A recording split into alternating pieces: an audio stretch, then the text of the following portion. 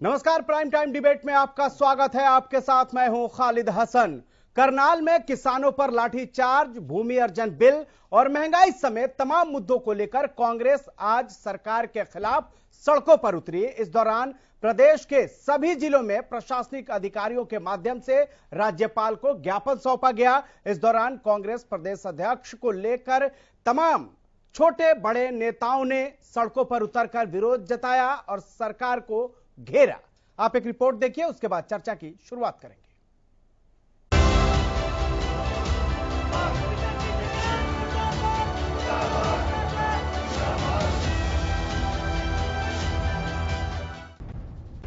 करनाल के बस्ताना toll plaza पर हुए लाठीचार्ज को लेकर प्रदेश की सियासत गर्मा गई है। कांग्रेस समेत तमाम विपक्षी पार्टियां किसानों पर लाठीचार्ज के खिलाफ सरकार और प्रशासन के खिलाफ आवाज बुलंद कर रही हैं। इसी क्रम में गुरुवार को कांग्रेस कार्यकर्ताओं ने सरकार के खिलाफ मोर्चा खोलते हुए सड़कों पर विरोध जताया। प्रदर्शन की अगुवाई करते हुए सरकार पर हमला बोला। उन्होंने किसानों पर लाठीचार्ज को सुनियोजित करार दिया। किसानों पर लाठीचार्ज किया गया, उनका खून बहाया गया।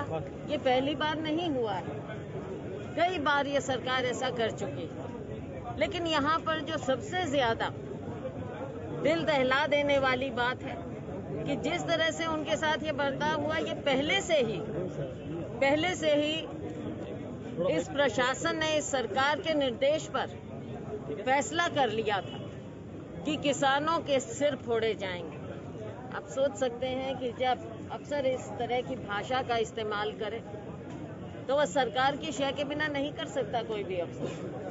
तो जहां एक और हम कह रहे हैं कि उनके ऊपर तो कार्रवाई हो, जो भी अफसर हैं जिन्होंने ये ऑर्डर्स दिए, और उसके साथ में जो भी दूसरे अपराधी हैं जिन्होंने इतने बर्बरतापूर्ण हमला किया किसानों पर हमला किया, जिस तरह से किया, उनके खिलाफ भी कार्रवाई होनी चाहिए।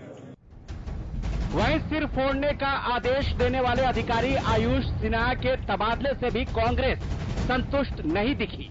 कांग्रेस विधायक शमशेर गोगी ने आयुष की बर्खास्तगी की मांग की, तो विधानसभा के पूर्व अध्यक्ष कुलदीप वत्स ने कहा कि सिर्फ दोषी अधिकारियों पर कार्रवाई करने से बात नहीं बनेगी, बल्कि अधिकारियों को लाठीचार्ज के निर्देश देने वालों पर भी कार्रवाई होनी चाहिए। उसके खिलाफ मुकदमा दर्ज होना चाहिए और उसको बर्खास्त करना चाहिए। ऐसे अफसरों की जरूरत नहीं है। सीएम साहब कहते हैं कि उनकी आवाज जो भाषा शैली थी उसमें फर्क था, लेकिन सीएम जब सीएम अटैक 28 तारीख को करनाल में जिस प्रकार से लाठीचार्ज, तो हम राज्यपाल महोदय को ज्ञापन देने आए हैं। दोषी अधिकारियों के खिलाफ नहीं, जो उनको हुक्म देने वाले लोग हैं उनके खिलाफ कार्रवाई होनी चाहिए। डायरेक्ट माननीय मुख्यमंत्री। करनाल में कुमारी सैलजा, शमशेर सिंह गोगी और कुलदीप शर्मा विरोध जता रहे थे, तो झज्जर में कांग्रेस विधायक गीता बुक्कल और कुलदीप वत्स ने मोर्चा संभाला हुआ था। बढ़ती महंगाई और किसानों पर लाठीचार्ज को लेकर कांग्रेस ने जोरदार प्रदर्शन किया। सरकार उनके ऊपर देशद्रोह के मुकदमे जो है वो दायर करने का काम करती है। पहले तो देशद्रोह के मुकदमे, और अब उसके बाद एक एसडीएम को क्या इतनी पावर्स हैं कि वो ये आदेश दे कि किसानों के सर आप फोड़ दें। वहीं कांग्रेस विरोध प्रदर्शन पर रोहतक से बीजेपी के सांसद अरविंद शर्मा ने तंज कसते हुए कहा कि जहां एक तरफ बीजेपी सरकार किसानों की आय दोगुना करना चाहती है, तो वहीं पूरा विपक्ष मिलकर किसानों को गुमराह करने में लगा हुआ है। ये सारा गेम विपक्ष का गेम है। विपक्ष में भी आप देखोगे कांग्रेस इसमें सबसे मजबूती के साथ पार्ट प्ले कर रही है, और भी सारा विपक्ष का गेम है। जबकि आप इतने साल रहने के बावजूद भी आज किसान अगर धरने पर बैठा है, इतने साल बावजूद रहने के बावजूद भी आपने किसानों के लिए क्या किसानों के लिए क्या किया? अरे अगर किसानों के लिए आप करते तो ये नौबत ही नहीं आती, अब जब कोई करने जा रहा है, भारतीय जनता पार्टी नरेंद्र मोदी जी का नेतृत्व जब करने जा रहा है, तो उसमें रुकावट डालो, उनको गुमराह करो, उनको विचलित करो, कि भी आपके कानून।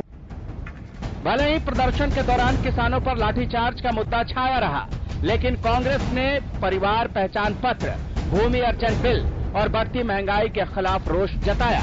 लेकिन जिस तरह से किसानों पर लाठीचार्ज का मुद्दा गरमा रहा है, उससे साफ है कि किसानों पर लाठीचार्ज ने विपक्ष को सरकार को घेरने का मौका दे दिया है। Bureau report, Haryana news.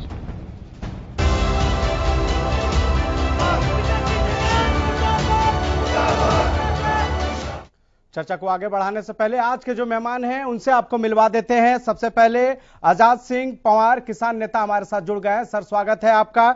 Satyavrat Shastri, प्रवक्ता बीजेपी के, हमारे साथ जुड़ गए हैं। सर, आपका स्वागत है। सुमित गौड़, प्रवक्ता कांग्रेस के, हमारे साथ जुड़ गए हैं। सर, आपका भी स्वागत है। और सुखबीर तंवर, प्रवक्ता इनेलो के, हमारे साथ जुड़ गए हैं। सर, आपका भी स्वागत है। लेकिन शास्त्री जी, जितना ही सरकार किसानों के मुद्दे से बचना चाहती है, उतना ही उलझती जा रही है। अब करनाल में जो लाठीचार्ज हुआ है, विपक्ष को एक मौका मिल गया है सरकार को घेरने का। देखिए खालिद जी, इस विषय के ऊपर चर्चा की है तो अच्छा है, आज बहुत सी चीजें स्पष्ट हो जाएंगी।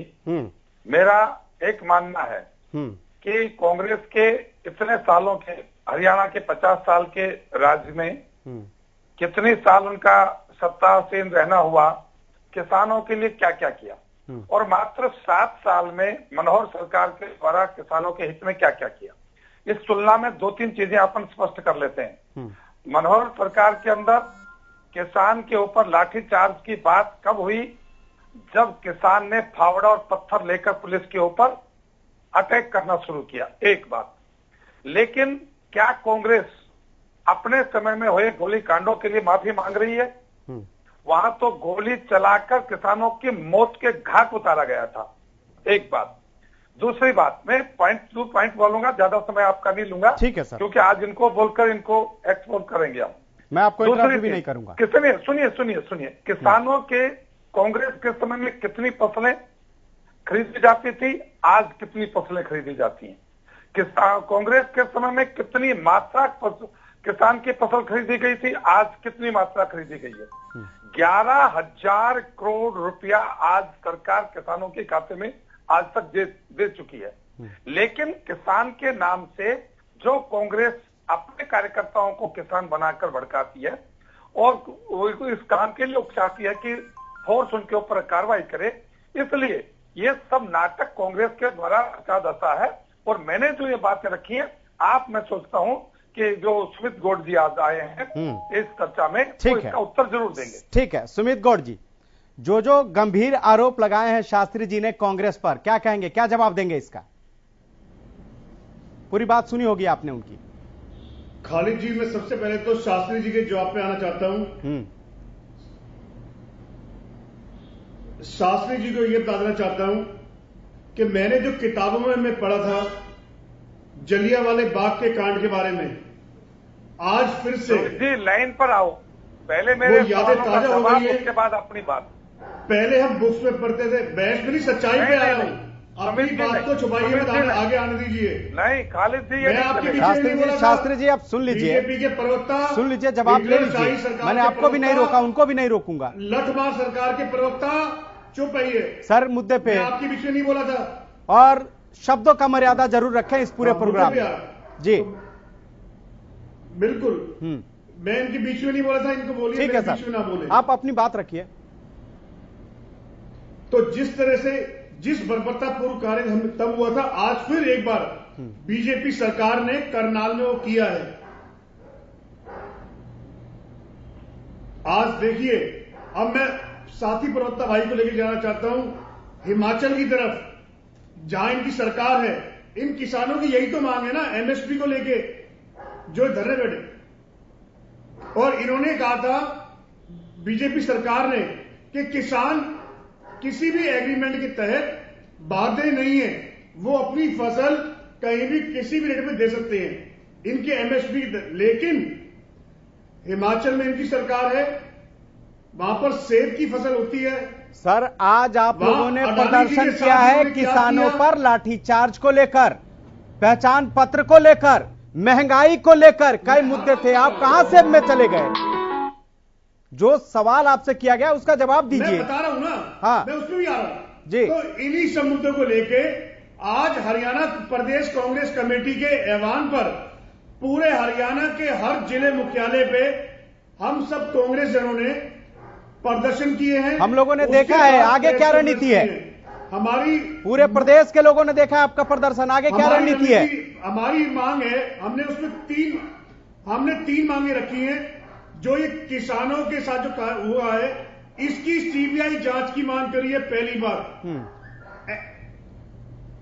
पेपर लीक में तो सीबीआई जांच की आपकी मानी नहीं गई बात। क्या लगता है कि लाठीचार्ज की सरकार मान लेगी सीबीआई जांच कराने की? ये तो हिटलर शाही सरकार है, सुनती तो किसी की है ही नहीं। इन्हें तो दबाने का और कुचलने का काम आता है केवल। तो मैं आपको बता दें, और दूसरी हमारी मांग थी, हरियाणा में बढ़ती हुई बेरोजगारी, बढ़ता हुआ क्राइम, ये सड़कों का बुरा हाल, इन सब समस्याओं को लेके तो और ठीक है सर। सुखबीर तंवर जी, सुखबीर तंवर जी, ठीक है सुखबीर तंवर जी, हम जब तक ये नहीं मानेंगे, हम कांग्रेस जन 6 साल से कोशिश कर रहे हैं। ठीक है सर, हम इनको जगाने का प्रयास, ठीक है, देखते हैं कब तक विपक्ष सरकार को जगा पाता है। लेकिन सुखबीर तंवर जी, क्या करनाल में जो लाठीचार्ज हुआ, विपक्ष को एक मौका मिल गया है सरकार को घेरने को?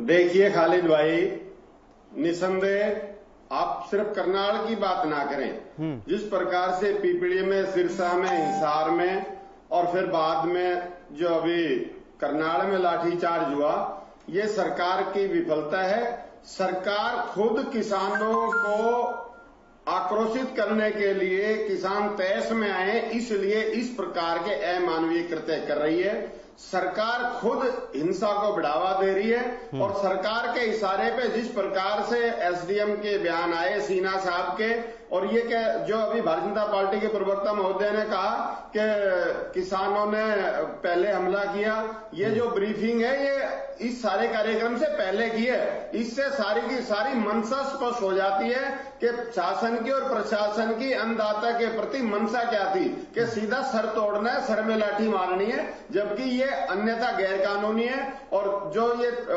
इस अधिकारी का ट्रांसफर करके आंखों में धूल झोंकने का प्रयास कर रहे हैं, निसंदेह ये प्रदेश को और इस अन्नदाता को मूर्ख बनाने का प्रयास है। 302 और 307 में एफआईआर दर्ज होनी चाहिए और जो ये अधिकारी हैं इनके खिलाफ इनकी गिरफ्तारी होनी चाहिए। इसके अलावा मेरा कहना ये है, भारतीय जनता पार्टी के नेता, बड़े से बड़े नेता, शब्दों के बहुत बड़े बाजीगर हैं। ये लोग लुभावन बात बहुत करते हैं। मैं आपको याद दिलाऊं खालिद भाई, 2013 में जब माननीय नरेंद्र मोदी जी को प्रधानमंत्री पद के लिए भारतीय जनता पार्टी के द्वारा मनोनीत किया गया, उस वक्त माननीय मोदी जी ने अनेक मंचों पर यह कहा था कि हम जैसे ही सरकार बनेगी पहली कलम से स्वामीनाथन आयोग की रिपोर्ट को लागू करेंगे। आज वो कलम कहां टूट गई है, इसका जवाब दें। जो C2+50% का जो फार्मूला था, जिससे इस देश के अन्नदाता को फायदा मिलना था, आखिर वो वायदा कहां गुम हो गया? इसके अलावा इस प्रकार से सुप्रीम कोर्ट के बेहद निर्णय के बावजूद। तंवर जी ठीक है, बस जरा आजाद जी को भी इन्वॉल्व करने दीजिए इस डिबेट में। तंवर जी, जिस तरह से अपनी बात, रुकिए आजाद जी, सर बात पूरी हो गई, ठीक है। आजाद जी, जिस तरह से अभी तंवर जी ने भी कहा कि किसानों को जो है वो सरकार उकसा रही है, क्या लग रहा है आपको? देखो ऐसा है कि सबसे बड़ी बात यह है कि सिंह का भाई वगैरह ओ कुद्दे 9 को कुद्दे 13। 1975 साल हो गए देश को आजाद हुए, घाट की सैन्य निकाली सरकार, सबके मौका मिले। ठीक है तंवर साहब दूसरे को भी बोलने दीजिए। सुखबीर जी वन पे नहीं चलता, दूसरे को भी बोलने दीजिए। बोलिए आजाद जी। जनता पार्टी की सरकार भी आई, बीजेपी की भी आली, कांग्रेस की भी आली, बाली कुणसेन भरी। मतलब ये है कि किसान को ठोस कदम पे मतलब उठा के आगे नहीं बढ़ाया इसके। ये कोई भी किसी की भी कोई कारण रहा हो, ये लंबा चैप्टर है, मैं इसमें ना जाते हुए सबसे पहले मैं आपकी स्टेज से ये मांग करता हूं कि उस अधिकारी को जिससे जो मौके पे मजिस्ट्रेट डिप्यूटेड थे, उसको सिर फुड़वाने का किसी प्रकार का कोई अधिकार नहीं था। ड्यूटी मजिस्ट्रेट का काम ये होता है, यदि ऐसी कोई सिचुएशन उस वक्त अराइज होती है at a glance, at a moment, उसको ये कहता है कि अब ये कार्रवाई आप वो पुलिस पूछते कि जी ये कार्रवाई वांछित है, तो वो मतलब ये है कि हाँ ठीक है, ये कार्रवाई परिस्थिति अलाउ कर रही है। लेकिन जब वो पुलिस वो अधिकारी पुलिस के कर्मचारियों को हिदायत दे रहा था, उस वक्त वहां पर कुछ भी कोई नहीं, ऐसी परिस्थिति नहीं पैदा हुई थी। इसलिए उसके खिलाफ आपराधिक मामला दर्ज करके उसको तुरंत निलंबित किया जाए, आपराधिक मामला दर्ज किया जाए।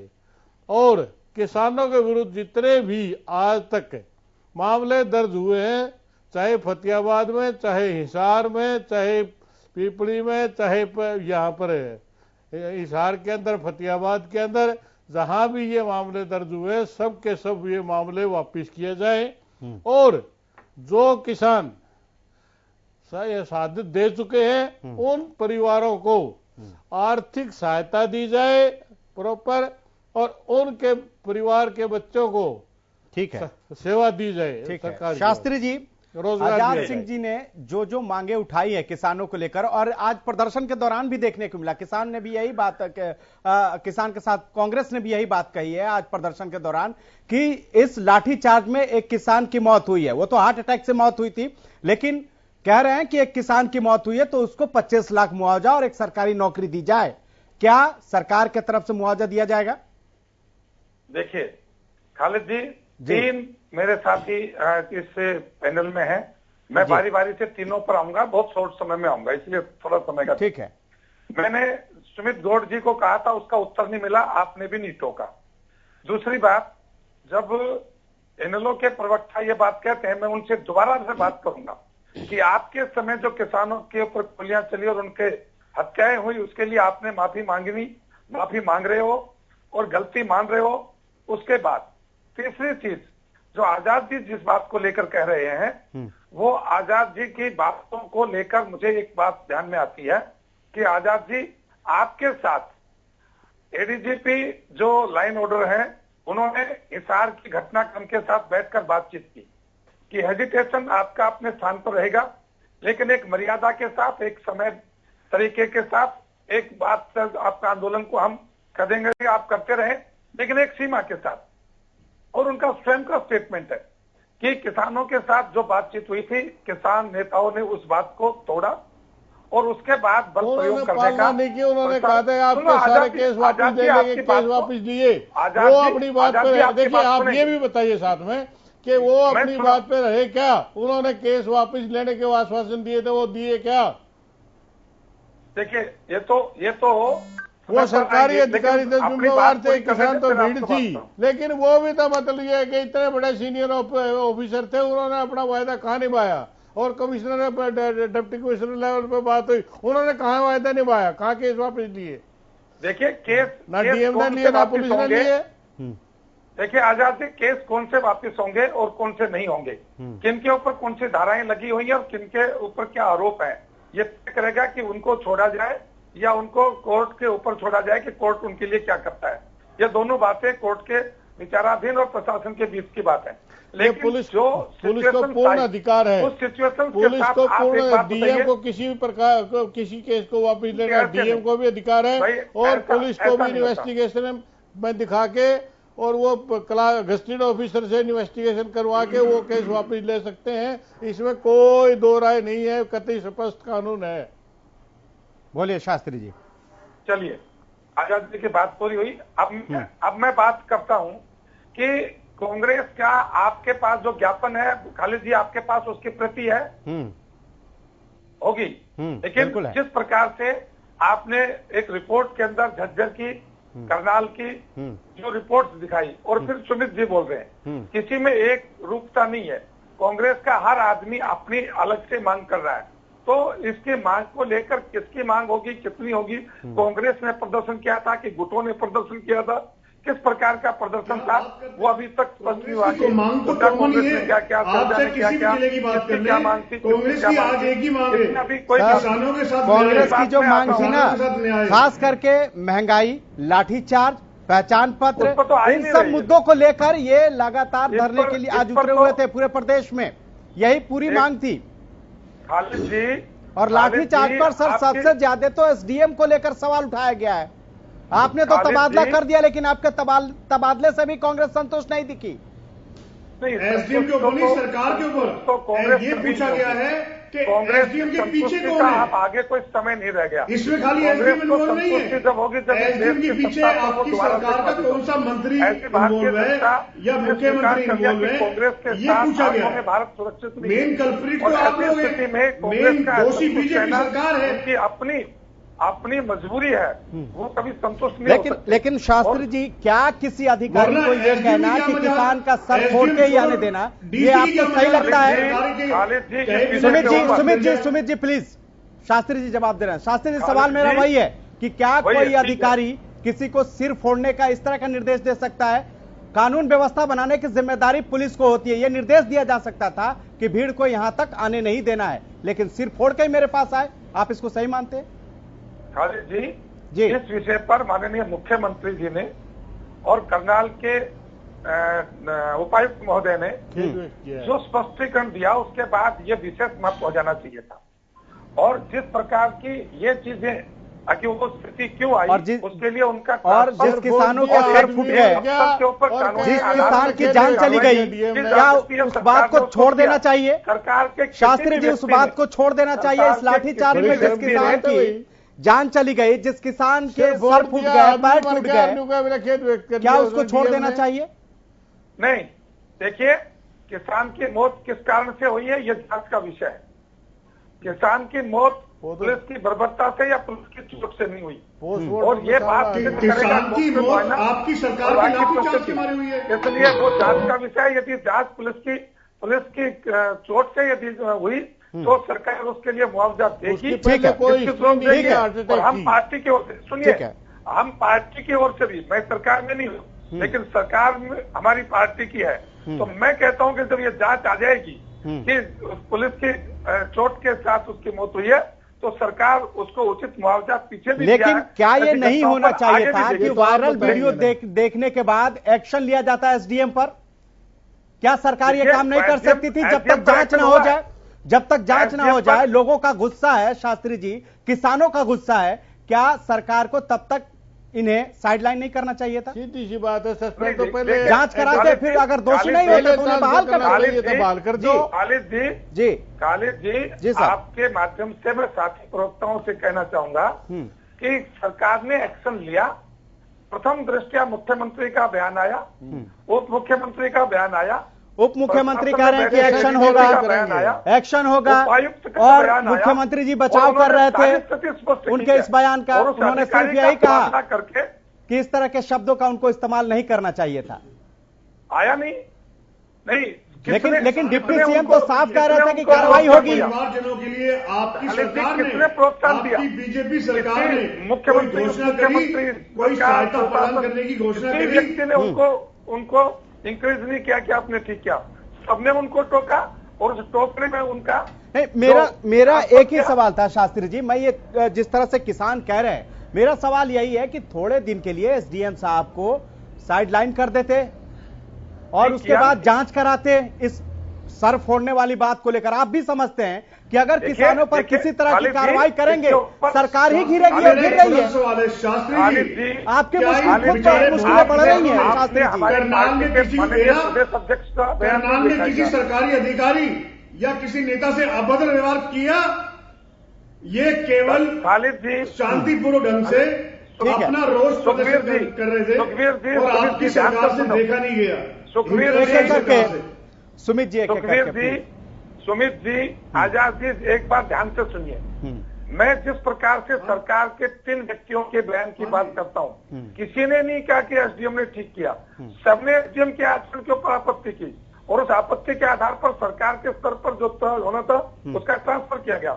और हमारे प्रदेश अध्यक्ष माननीय ओम प्रकाश धनखड़ जी का पहले दिन सबसे पहले बयान आया कि मुख्यमंत्री जी से हम इस बात की जांच करवाना चाहेंगे कि वो किन परिस्थितियों में लाठीचार्ज हुआ। ये पहले दिन की पार्टी की ओर से लाइन थी। किसी प्रवक्ता ने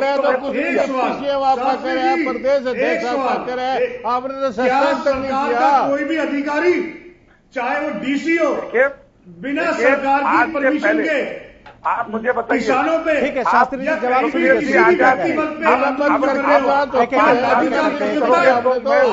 नहीं हुआ और ना ही आगे होगा। मुझे बताइए किसी एसडीएम की इतनी हिम्मत नहीं है कि लाठीचार्ज कर दे, वो भी इस ढंग से बिना सरकार की शह पे, बिना सरकार के आदेश के।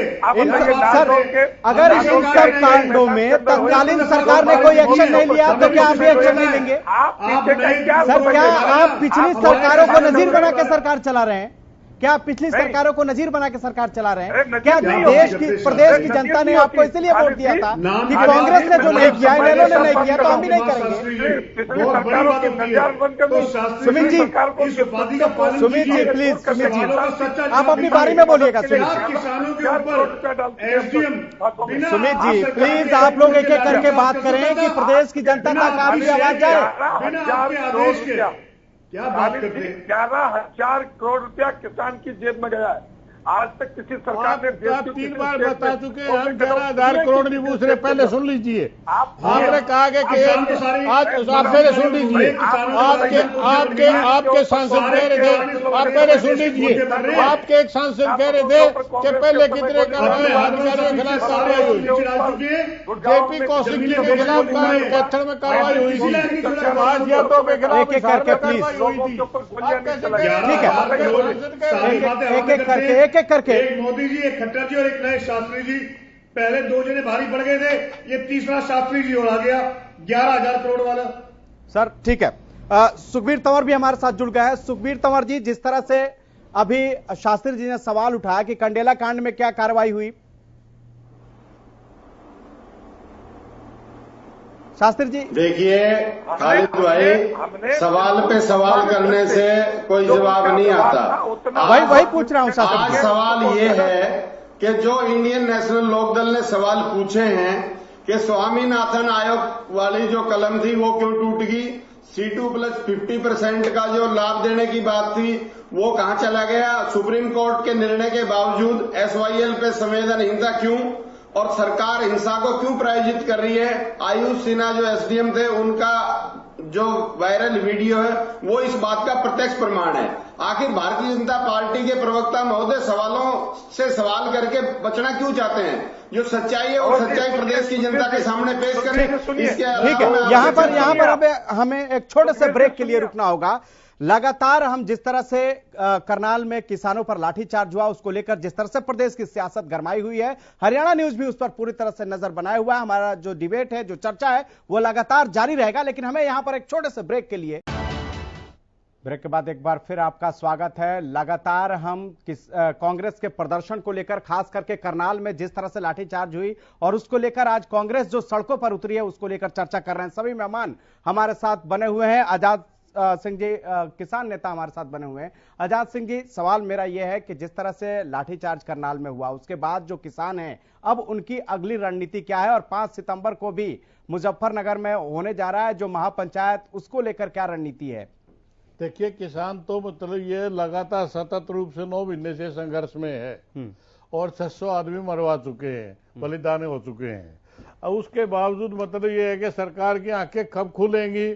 अब ये है कि व्यापक रूप में बड़ा एक्शन, मतलब ये है कि किसानों को इकट्ठा होके, ये तो एक्शन मतलब ये है कि फैसला तो पंचायत करेगी। मैं इस बारे में कोई टिप्पणी नहीं कर सका, इस स्थिति में नहीं हूँ, क्योंकि मतलब ये है कि बड़ी पंचायत होनी है और फैसला वो लेंगे। मैं उससे पहले कोई टिप्पणी करूँ। लेकिन प्रदेश जिस तरह से रणभूमि बनते जा रहा है इसको लेकर, लेकिन मतलब ये तो नहीं है कि मतलब ये है कि ये लाठी मार के सिर फोड़ दें और वो घर बैठ जाएंगे। ये तो कम से कम मतलब ये है कि किसी भी तरीके से संभव नहीं है। क्या शास्त्री जी, इस मसले का समाधान नहीं निकलना चाहिए? आप भी सरकार में हैं, आपको भी जिम्मेदारी तो है ही और परेशानी भी हो रही होगी, प्रदेश की जनता को भी परेशानी हो रही होगी। आप समझ लीजिए, बीच में ही किसानों ने उसी दिन प्रदर्शन किया था, कई हाईवे जाम हो गए थे, जिसकी वजह से आम लोगों को भी परेशानियों का सामना करना पड़ेगा। कब तक ये लड़ाई झगड़ा चलता रहेगा? प्रदेश के विकास की तरफ भी तो देखना है। देखिए खालिद जी, हरियाणा और इस देश की जनता दोहरी मार खा रही है। एक तरफ कोरोना महामारी से हम 2 हाथ कर रहे हैं और दूसरी तरफ कांग्रेस के द्वारा प्रायोजित, विपक्ष के द्वारा प्रायोजित सत्ता लोलुपता के द्वारा किया जा रहा प्रदर्शन। और भारत की जनता, हरियाणा की जनता, देश की जनता इस सारे नाटक को देख रही है। जितनी जायज चीजें थी किसानों के हित में जो नरेंद्र मोदी सरकार ने और मनोहर लाल सरकार ने जितना कहा, एक भी किसान नेता ने आज तक उसके ऊपर सकारात्मक कोई टिप्पणी नहीं की कि हाँ पिछली सरकारों से बेहतर हुआ है, आगे हमारी ये अब तो भूमि अर्जन बिल का भी विरोध होने लगा। देखो शास्त्री जी, आप अपनी बात के ऊपर रहो और आप मुझे बात, मैं उसी से एक जुड़ा हुआ सवाल कह दे रहा हूं ना, आप ही की तरफ से बोल रहा हूं। अब तो भूमि अर्जन बिल का भी विरोध होने लगा। एक तरफ तो कृषि कानून का हो ही रहा था, अब भूमि अर्जन बिल भी आ गया, कैसे निपटेंगे ये पूछ रहा हूं मैं आपसे। देखिए, निपटने की जो स्थिति है, किसान वर्ग जो है वो सरकार के जनहितैषी निर्णयों के साथ खड़ा है और जब उसको कोई आपत्ति आती है तो सर्वाधिक यदि सुरक्षा कवच उसको मिलता है तो हरियाणा की धरती पर किसान को मिलता है। लेकिन आज तक जिन चीजों को लेकर पंजाब में, जिन चीजों को लेकर राजस्थान में, जिन चीजों को लेकर बाकी स्थानों पर आंदोलन और किसान के हित की लड़ाई लड़नी थी, या तो ये लड़ाई हो हरियाणा की, तो फिर नेशनल लीडर्स अपने स्थान के ऊपर रहें, हरियाणा के किसान के साथ बातचीत हम लोग करेंगे, कर भी रहे। बहुत से किसान नेता और उनके दल इस आंदोलन से अपने आप को अलग करके और सरकार के साथ खड़े भी हैं, लेकिन नेशनल लीडर जो बनकर अपना ये जो काम कर रहे हैं वो देखिए कि उनका आंदोलन कहाँ खड़ा है। लेकिन बातचीत कैसे होगी? राजस्थान में खड़ा है, पहले किसान को किसान मानना होगा शास्त्री जी। उनका आंदोलन महाराष्ट्र में खड़ा है क्या? बातचीत करनी होगी जब किसानों को किसान मानेंगे।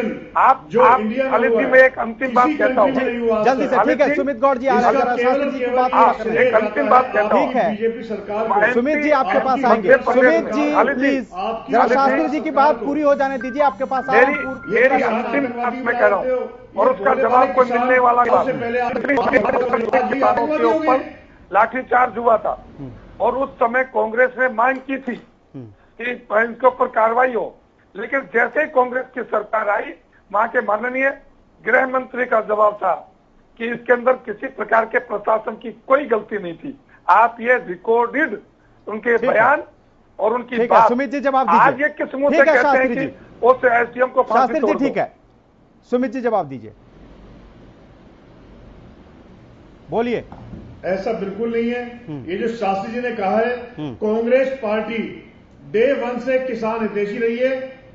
किसानों का और देश प्रदेश के सभी व्यक्ति वर्ग का भला अगर किया तो केवल कांग्रेस पार्टी ने किया है। ये इन्होंने कहां की बात कहां जोड़ दी। उस समय कांग्रेस पार्टी ने मांग करी थी सही उचित न्याय की, लेकिन कांग्रेस पार्टी के राज में कभी भी देश में या किसी प्रदेश में, किसी जिले में इतना बड़ा आंदोलन नहीं हुआ किसानों का, किसी भी व्यक्ति वर्ग, किसी भी संस्था का नहीं हुआ। साफ तौर पे कहना चाहता हूं, पिछले 7 सालों में जितने प्रोटेस्ट अलग अलग संस्थाओं ने, अलग अलग भोगियों ने, जितने प्रोटेस्ट इस देश में हुए, जितने आतंकवादी हमले इस देश में हुए, जितनी महंगाई, भ्रष्टाचार, क्राइम पिछले 7 सालों में हुआ है, पिछले 70 सालों में नहीं हुआ। ये 7 साल में आतंकवादी हमले करते मेरी तो बात क्या ही लगेगी आपको, क्योंकि जब आपको कोई आईना दिखाता है के हिसाब से बात कीजिए, आंकड़ों के हिसाब से कुछ भी सुमित जी कुछ भी बोलिए। सर सुमित जी बोलने से पहले सोचिए कि आप किस मुद्दे पे बात कर रहे हैं। ठीक है शास्त्री जी, ठीक है, हम सभी मुद्दों पे बात कर रहे हैं, किसानों के मुद्दे पे बात कर रहे हैं। हाँ तो जिस मुद्दे पे उसी पे रहे ना, महंगाई पे बात कर रहा हूँ, क्राइम पे बात कर रहे हैं। हाँ क्राइम पे बात कीजिए, आप किसी भी मुद्दे पे आ जाइए हमारे साथ। अरे आ रहे हैं ना तो बोलो तो सही, कोई आजाद जी लाठी चार्ज का जहां तक सवाल है, लाठी मेरे किसी प्रश्न का जवाब आपने नहीं दिया। आप सुन तो लीजिए प्लीज, प्लीज सुन लीजिए, प्लीज सुन तो लीजिए। मंडियाड़ी में बंसीलाल जी के टाइम में लाठीचार्ज हुआ, बोर्ड के बंसीलाल जी टो ही नहीं पाए। फिर थड़ा और निसिंग में भजनलाल जी के टाइम पर लाठीचार्ज हुआ, वो टो ही नहीं पाए। किसानों के आंदोलन की बात बता रहा हूँ। और किसानों के ऊपर कंडेला और रामराय के अंदर लाठीचार्ज चौटाला साहब ने कराए, वो टो ही नहीं पाए सत्ता के अंदर। तो ये तो उम्मीद करना मत में लेके इलेक्शन के टाइम पे लोग भाई ये कस देंगे किसान, ये तो सजा देंगे किसान, तो सजा देंगे। लेकिन लेकिन लेकिन लेकिन लेकिन एक बात सुन लीजिए, लेकिन बात का पूरी होने दीजिए। लोकतंत्र, अब्राहम लिंकन ने कहा था, democracy is of the people, by the people, for the people. लोकतंत्र है, सरकार लोगों द्वारा, लोगों का और लोगों के लिए राज्य होता है, उसकी परिभाषा को खत्म कर दिया बिल्कुल। किसी प्रकार भी अगर आप कहते किसी स्तर पर ही लागू होती बहुमत आ गया तो इसका ये मतलब नहीं है कि आप सर फोड़ो, आपके अधिकारी ये कहे कि सर फोड़ो, और मुख्यमंत्री के डिप्टी सीएम कहेंगे मतलब ये उसके खिलाफ कार्रवाई की जाएगी, मुख्यमंत्री जी कहेंगे उनको ऐसा नहीं बोलना चाहिए था, तबादला कर दिया। कम बड़ी शर्म की बात है। शुरू वाले दिन कहा, प्रदेश अध्यक्ष ने कहा मतलब ये कि इसकी व्यापक जांच कराई जा रही है, इस तरह की क्यों नहीं होना चाहिए था। उसके बावजूद भी शर्म की बात है, एसडीएम ही तो है, उसको सस्पेंड नहीं कर सके, सस्पेंड करके रेगुलर इंक्वायरी बैठा दीजिए। किसान नेता बोल रहे हैं, सुमित जी किसान नेता हैं ये आजाद जी, सर्दियों ये शास्त्री जी नहीं बोल रहे हैं। हम कांग्रेसियों ने तो इनके साथ पास कई बार गए हैं, तो भाई बोल जाके इनका सुख साझा किया है। आपकी सरकार का एक दिन गया, ठीक है सुखबीर तंवर जी, ठीक है बैरंग लुटा देते हैं, क्या ठीक है मजाक है। सुखबीर तंवर जी, बीजेपी भी कह रहे हैं हम किसान हितैषी है, कांग्रेस भी कह रहे हैं किसान हितैषी है, तो फिर सड़कों पर किसान क्यों बैठा है? दोनों हितैषी हैं, पक्ष और विपक्ष। देखिए खालिद भाई, अगर भारतीय जनता पार्टी और जननायक जनता पार्टी किसान हितैषी हैं तो 125 साल पुरानी जो किसान को आजादी थी, उस आजादी को इस पिछले सत्र में भूमि अधिग्रहण बिल के नाम पे छीनने का प्रयास क्यों किया गया? और जो भारतीय जनता पार्टी के प्रवक्ता महोदय और उनके दूसरे नेता बड़ी बड़ी बात करते हैं, जिस प्रकार से आज इन्होंने देश और प्रदेश को महंगाई के आग में धकेल रखा है, मैं उसकी एक छोटी सी वानगी पेश करूं और निवेदन करूंगा कि बीच में ना बोले।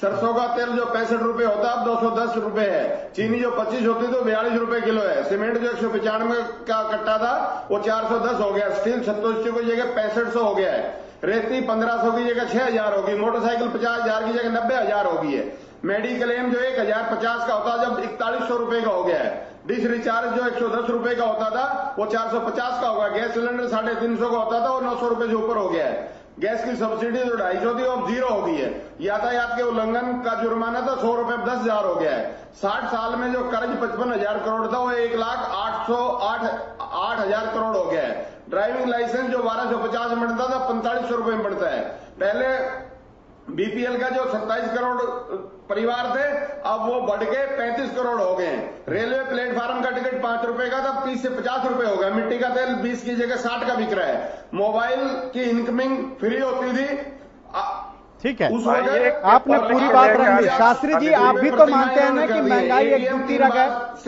और महंगाई को नियंत्रण करने में सरकार कहीं ना कहीं विफल है। इसके अलावा जीडीपी ठीक है 11% सुखबीर जी जवाब ले लीजिए ना शास्त्री जी से, आपने सारी बातें बता दी, सुखबीर जी, अब जरा शास्त्री जी से जवाब ले लीजिए। ठीक है शास्त्री जी देंगे जवाब, दीजिए शास्त्री जी जवाब दीजिए।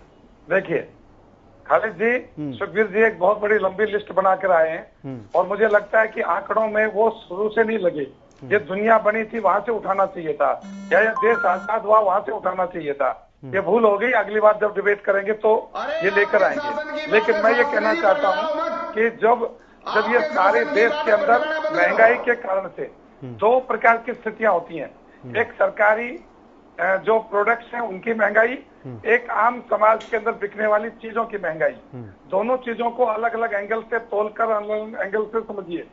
जब गैस की किल्लत आती है, बढ़ोतरी होती है डीजल की, पेट्रोल की, तो इससे इनकम जो हो रही है वो सरकार की हो रही है, और आप समझेंगे कि जब देश में इस प्रकार की टैक्स कलेक्शन बढ़ती है तो उसको देश के बढ़ रहे विकास को, देश की सुरक्षा के लिए जो आज चुनौती चारों तरफ से है, उस चुनौती को हमें पार पाने के लिए अपने संसाधनों को बढ़ाना पड़ेगा, और वो खर्च आम आदमी की जेब पर ही पड़ता है। लेकिन सर संसाधनों को बढ़ाने के लिए आम आदमी को भी ध्यान रखेगी ना सरकार, आम आदमी का। देखिए खालिद जी, आप आम आदमी को काउंट करते हैं, हम देश को काउंट करते हैं, आम आदमी से ही देश है, ये लोग है तभी देश है सर, सारे लोग मिलकर देश का निर्माण करते हैं सर, सारे लोग मिलकर देश का निर्माण करते हैं शास्त्री जी, सारे लोगों की भूमिका होती है देश के निर्माण में।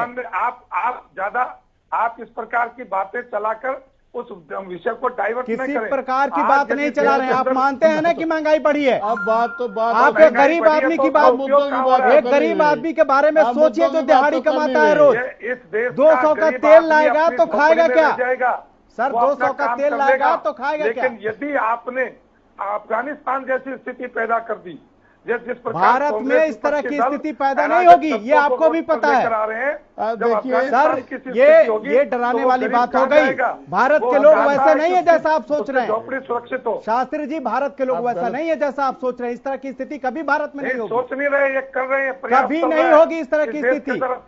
अगर इस तरह की स्थिति होगी तो उसके लिए सरकार जिम्मेदार होगी। देश के अंदर जो विकास ऐसे लोग नहीं है भारत के शास्त्री जी। शास्त्री जी, भारत की जनता भूखे मर जाती है, भूखे मर सकती है, लेकिन इस तरह की घटिया हरकत नहीं कर सकती। मैं महंगाई की बात कर रहा हूँ शास्त्री जी। शास्त्री जी, महंगाई की बात हो रही है। आप भी मानते हैं कि नहीं महंगाई बढ़ी है? मानते हैं कि नहीं कि गैस पर कितना दाम बढ़ गया? 9 महीने में 200 रुपया, लोग की 100 रुपया सैलरी नहीं बढ़ी 9 महीने में, और 200 रुपया आपने बढ़ा दिया गैस सिलेंडर पर, घरेलू गैस सिलेंडर पर। कैसे होगा? 900 रुपए पहुंच गए दाम। आप सुनेंगे शास्त्री जी मैं बताऊं? आप बताना नहीं, सुन लो पहले। बताने के तो आपको बहुत देर तक मैंने सुना। मैं ये कहता हूं कि सरकार के स्तर पर जो टैक्स कलेक्शन है, उस टैक्स कलेक्शन का प्रयोग क्या हो रहा है। और सुमित जी से मैं पूछूंगा कि जो अभी कल उन्होंने ट्वीट किया था 23 लाख करोड़ का, इनके नेताजी ने उनसे पूछे 23 लाख का में टैक्स की कलेक्शन के दायरे बढ़ गए क्या, या तरीके बढ़ गए क्या, घट गए क्या? आप उस प्रकार की बातें करें जिससे कि एक सकारात्मक बहस, एक सकारात्मक सुझाव आपके सरकार के पास जाए और एक सकारात्मक विपक्ष की भूमिका निभाएं। कहाँ किस प्रकार की कमियों को दूर किया जा सकता है। आज अफगानिस्तान में, पाकिस्तान में जिस प्रकार के हमारी पड़ोस में वातावरण है, वहाँ इस देश को एकजुट होकर इस देश की सीमाओं को सुरक्षित करके इस देश के अंदर अमन चैन करने की प्राथमिकता है। बिल्कुल सबकी जिम्मेदारी है। आप महंगाई के मुद्दों को लेकर जनता के अंदर भरमाने की कोशिश कर रहे हैं, लेकिन नहीं, महंगाई पे भरमाया नहीं जा रहा। शास्त्री जी, आप भी जानते हैं कि महंगाई जो बढ़ी है, कोरोना काल के बाद लोगों की नौकरियां चली गई हैं, पैसे हाथ में नहीं है लोगों के, और आप कह रहे हैं भरमाने वाली बात है। आप नहीं जानते कि जो 90 रुपए का तेल था वो 175, 175 पहुंच गया। एक उदाहरण देता हूं सर, उसकी बात सुन लो। या फिर आप मार्केट में नहीं जाते सामान खरीदने? नहीं, मैं तो खाता नहीं, पीता नहीं, रहता नहीं, तो सर ऐसी बात नहीं करते। केवल कंप्यूटर, एक 2 लीटर का तेल 230 रुपया में मिल रहा है, कभी 180 रुपए और 160 में मिलता है। आम आदमी कहाँ से लाएगा? आम आदमी कहाँ से लाएगा? उसका भी ख्याल करना आपका ही जिम्मेदारी है, सरकार में है। खालिद जी, ये तेल सरसों का कहाँ से पैदा होता है? किसके खेत में पैदा होता है? किसान के खेत में पैदा होता है। किसान के खेत में पैदा होता है। और वो सरसों का रेट किसको मिला? खालिद जी को घर में गया या शास्त्री के घर में गया? सरसों का रेट मिला, लेकिन खालिद जी का भी ख्याल करना होगा और शास्त्री जी का भी ख्याल करना होगा। किसानों के साथ साथ ये बिचौलिया वाली जो चीज है ना, उसको खत्म करनी होगी शास्त्री जी। मैं ये कह रहा हूँ कि किसान का उत्पादन बढ़ता है, लाभ तो खा गया। 1 क्विंटल आपने 7,000 में बेचा और 1 क्विंटल में 60 किलो तेल होता है। 60 किलो का अंदाजा लगा लीजिए। जो सरसों का भाव मिला, उस भाव को लेकर इनकी तलमलाहट है लोगों की। अब किसान के जेब में इतना पैसा कैसे चला गया? और बाकी खाद्य पदार्थों पे जो 40% तक महंगा हो गया, उसको क्या कहेंगे? बाकी खाद्य पदार्थ है जो 40% तक महंगा हो गया है, उसको क्या कहेंगे? मैं ये कह रहा हूँ कि आप जो आपके साथ जो ये मेरा बेटा है, ये 2 प्रकार की बात ना करें। एक किसान की बात ना करें या फिर महंगाई की बात ना करें। आपको इसीलिए सरकार होती है सामंजस्य बनाने के लिए। शास्त्री जी, सरकार होती है सामंजस्य बनाने के लिए कि किसानों को भी घाटा ना हो और आम आदमी को भी। दरों के ऊपर बीपीएल का कार्ड मिलता है, उसको ठीक है दवाइयाँ आजाद जी। ठीक है आजाद जी। शास्त्री जी, ठीक है शास्त्री जी, आपको एक उदाहरण बताता हूँ। आप अभी कह रहे थे कि देश की सुरक्षा बहुत जरूरी है। बिल्कुल जरूरी है, इसमें कोई दो राय नहीं है। आपको सुरक्षा का उदाहरण दे देता हूं और सुरक्षा के बाद का उदाहरण दे देता हूं। 1971 के अंदर बांग्लादेश जब बना, हिंदुस्तान का पाकिस्तान का वार हुआ और उसमें भारतवर्ष ने बहुत अच्छी जीत ग्रहण की। उस जीत में मतलब यह है कि आपके नेता, बीजेपी के नेता अटल बिहारी वाजपेयी जी ने इंदिरा गांधी जी के लिए दुर्गा तक की उपाधि दे दी। बहुत अच्छे, ये ठीक है, मैं सहमत हूं ना आप। उसके बाद में क्योंकि मतलब यह है कि युद्ध हुआ था और सारी चीजों में मतलब ये कमियां होगी।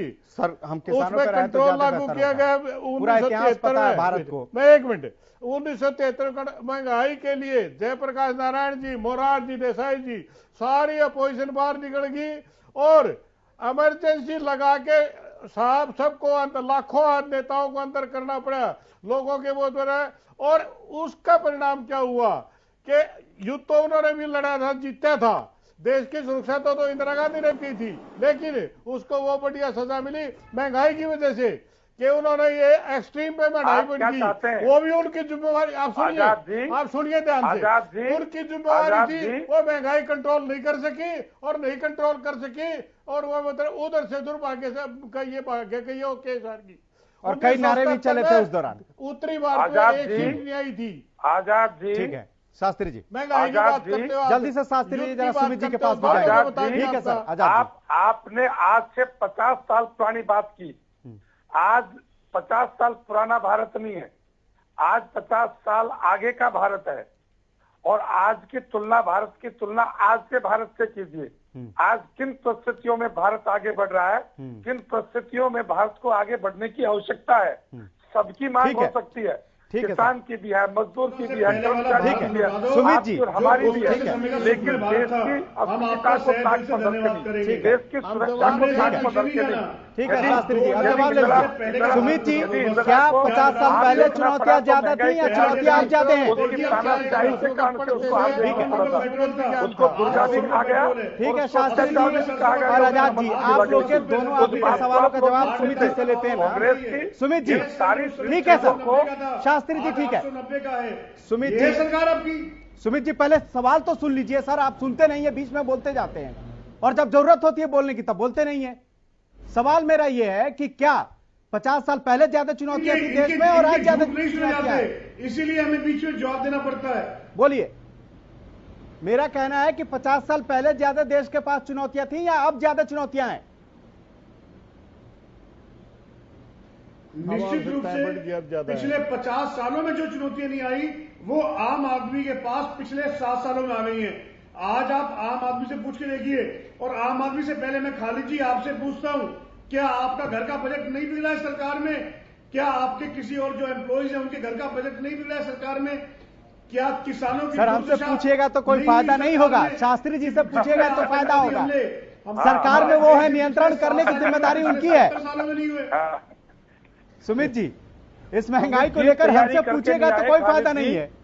आप शास्त्री जी से पूछिए, सरकार में जवाब देंगे वो कैसे नियंत्रित करना है। हर चीज की जिम्मेवारी बीजेपी की है। हाँ, ये कैसे भाग सकते हैं अपनी गलतियों से, कैसे पर्दा डाल सकते हैं? सच्चाई का सामना कीजिए। ठीक है शास्त्री जी, ठीक है। आपके नाम के पास शास्त्री लगा हुआ है, शास्त्री की उपाधि है आपके पास, तो आप अपने दिल पे हाथ रख के बोलिए, क्या महंगाई नहीं है? सुखबीर क्राइम नहीं बढ़ा? ठीक है सुमित जी, सुखबीर जी बोलिए। नहीं बढ़ी पिछले 7 साल में? सुमित जी, सुखबीर जी जल्दी से बोलिए, लास्ट कमेंट के तौर पे बोलिएगा क्योंकि वक्त की कमी है। ठीक है सर। इस देश और प्रदेश में जिस प्रकार से कृषि कानून लाए गए, हरियाणा में भूमि अधिग्रहण बिल लाया गया, हरियाणा में 28 भर्तियों के पेपर लीक हुए,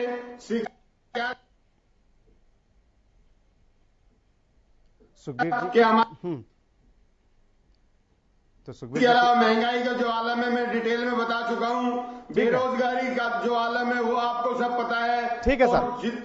अगर हम महिला सुरक्षा की बात करें और निरंतर जिस प्रकार के घोटाले इस सरकार में, प्रदेश सरकार में चल रहे हैं, निसंदेह ठीक है, जवाब ले लेते हैं आपका। और भारतीय जनता पार्टी की प्रदेश की सरकार आजाद जी लास्ट कमेंट विफल हो चुकी है। ना तो ये जनतंत्र में विश्वास करते हैं, जी सरकार के प्रवक्ता बैठे हैं, मैं तीसरी बार दोहरा रहा हूँ, जी हो गया। क्या किसान उम्मीद कर सकता है कि सरकार जो शहीद हो गए, बलिदान हो गए जी आंदोलन के दौरान, उनके परिवारों को कुछ राहत मिलेगी? क्या जो अधिकारी दोषी है उनको कोई दंड मिलेगा? ठीक है, मेरी इन बातों का जवाब ले लेते हैं। Sumit ji last comment. Sir आते हैं शास्त्री जी, सबका जरा लास्ट कमेंट ले लें, फाइनल कमेंट आप से लेंगे। सुमित जी। अच्छा,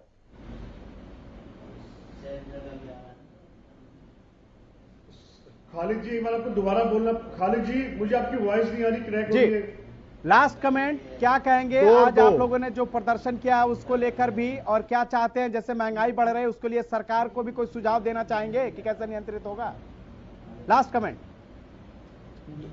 खालिद जी, आपने फाइनल कमेंट माना तो मैं 2 मिनट में भी बात रखूंगा। हाँ, जल्दी से। आज जो हमने हरियाणा प्रदेश कांग्रेस कमेटी के आह्वान पे हर जिला मुख्यालय पे जो प्रदर्शन किए हैं उसमें हमारी यही मांग है कि किसानों के ऊपर जो एक लाठी कांड हुआ करनाल में, इसकी सीबीआई इंक्वायरी की जाए, क्योंकि किसी भी अधिकारी की हिम्मत नहीं है बिना सरकारी आदेश के, बिना नेताओं के आदेश के ऐसे किसानों के ऊपर लाठीचार्ज कर दे।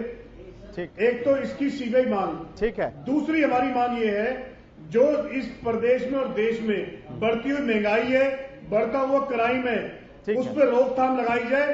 नहीं तो कांग्रेस पार्टी पिछले 7 साल से सड़कों पर है। कांग्रेस पार्टी का हर कार्यकर्ता, जब तक हम इस बीजेपी सरकार को जगा नहीं देते, ठीक है, हम अथक शास्त्री जी, किसान और कांग्रेस दोनों ने मांग की है, क्या इनकी मांगें पूरी होंगी? जय हिंद, जय ठीक है कांग्रेस। के लोग देखिए कमाने वाले गए, उनको मुआवजा मिलेगा क्या? हाँ, जवाब खालिद जी। जी सर, जल्दी। खालिद जी, आजाद जी की बात का मैं इस बात के लिए आश्वासन देता हूं कि हर यदि उस मृतक व्यक्ति की जो सीमाओं पर किसान आंदोलन के नाम से मृत हुए हैं, उनकी बारीकी से जांच करवा लें किस परिस्थिति में उनकी मौत हुई, और जो दोषी पाए उसको दंड मिले। इस बात के लिए किसान आंदोलन के नेता बातचीत करके दोबारा डिबेट में आएंगे तो बात कर लेंगे। और यदि सरकार के तमाम गेस्ट हमारे साथ जुड़े, सरकार के एंड पर यदि किसी प्रकार की किसी अधिकारी के द्वारा आलस से प्रवाद किया गया होगा तो सरकार को हम कहेंगे, भारतीय जनता पार्टी के व्यक्ति, कि इनको क्लेम दो। ठीक है सर, ठीक है। सुखबीर जी बात कह रहे थे कि इतनी हमारे पास इजाजत है। शास्त्री जी, हमें यहीं विराम देना होगा प्रोग्राम को। आप सभी गेस्ट हमारे साथ जुड़े, इसके लिए आपका बहुत बहुत शुक्रिया। लेकिन सवाल वही है, पहले कृषि कानून को लेकर विवाद चल रहा था, अब भूमि अर्जन बिल भी आ गया, साथ में महंगाई भी है। लेकिन अब देखना है कि सरकार इन सारे मुद्दों का समाधान कैसे निकालती है। फिलहाल इतना ही, लेकिन अब देखते रहिए हरियाणा न्यूज।